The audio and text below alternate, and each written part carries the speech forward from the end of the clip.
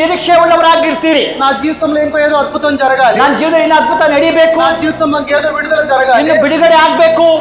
ఇలాగ నీ ఆలోచనలు ఉంటాయి. ಈ ತರ ఆలోచನೆ ಇರುತ್ತೆ. ఒకవేళ నీలో సత్యం తెలిస్తే, ಒಂದು సత్ಯ ಗೊತ್ತಾದರೆ దేని గురించి కూడా ఎదురు చూసే అవసరం ಯಾವುದ್ರ లేదు. ಬಗ್ಗೆ ಕೂಡ ನೀವು ನಿರೀಕ್ಷೆ ಇರೋದಿಲ್ಲ. ఎందుకంటే సమస్తము నీలోనే ఉంది. ಎಲ್ಲ ಸಮಸ್ತ ನಿನ್ನಲ್ಲಿದೆ. సమస్త అధికారము నీలో ఉన్నది. ಎಲ್ಲ ಅಧಿಕಾರ ನಿನ್ನಲ್ಲಿದೆ. ప్రతి అధికారాన్ని ಎಲ್ಲ ಅಧಿಕಾರದಲ್ಲಿ ಕೊಡುವಂತ ಜ್ಞಾನ నా ಜೀವ ಆಹಾರ. ఆహారము తినువాడు ఎల్లప్పుడూ జీవించును ಈ అన్నాడు. ಆಹಾರವನ್ನು ಭುಜಿಸುವನು ಯಾವಾಗಲೂ ಬದುಕುತ್ತಾನೆ. అంటే శరీరం బతికితే ఎల్లప్పుడూ ఆత్మ బతుకుతుందా? ಶರೀರ ಬದುಕುತ್ತಾ ಯಾವಾಗಲೂ ಎಲ್ಲ ಕಾಲ ಅಥವಾ ಆತ್ಮ ಬದುಕುತ್ತಾ ಎಲ್ಲ అంటే ಕಾಲ. ఇప్పుడు నువ్వు ప్రభు బలలో దేవుని ఆత్మగా తీసుకోవాలా, దేవుని యొక్క బిడ్డగా తీసుకోవాలా, లేకపోతే నీ శరీరంతో తీసుకోవాలా?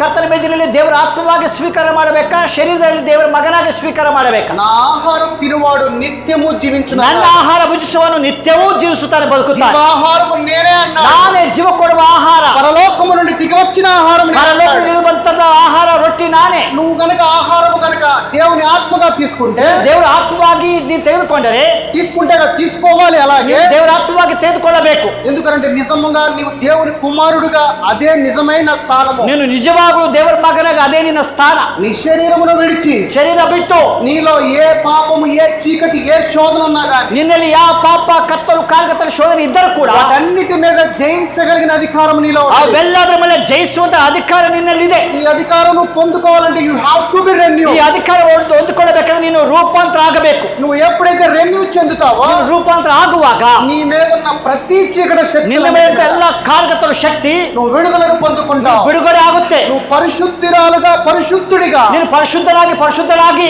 దేవుని యొక్క వారసుడుగా, ದೇವರ ವಾರಸುದಾರರಾಗಿ, దేవుని యొక్క కుమార్తెగా, ದೇವರ ಮಗಳಾಗಿ నీవు ప్రభు బలలో ನೀನು పాల్పంచుకోవాలి. ಕರ್ತನ ಮೇಜಿನಲ್ಲಿ ಭಾಗಿಯಾಗಬೇಕು. ఒకవేళ నీ శరీరంలో ఇంకా ఇన్కరెక్టెడ్ గా ఉంటే, ಒಂದು ಶರೀರದಲ್ಲಿ ಒಂದು ವೇಳೆ ಇನ್ನೂ ಸರಿಪಡಿಸದೆ ಇದ್ದರೆ, దేవుని యొక్క వాక్యమును ప్రతిరోజు విను. ದೇವರ ವಾಕ್ಯ ದಿನ ಕೇಳು. విన్న వాక్యాన్ని నీ హృదయంలో భద్రపరచు. ಕೇಳಿದಂತ ವಾಕ್ಯ ಹೃದಯದಲ್ಲಿ ಭದ್ರವಾಗಿ ಇಟ್ಟುಕೋ. ఆ వాక్యము శక్తి ఉన్నది, ಆ ವಾಕ್ಯ ಶಕ್ತಿಯಾಗಿದೆ. ఆ వాక్యము ప్రేమ ఉన్నది.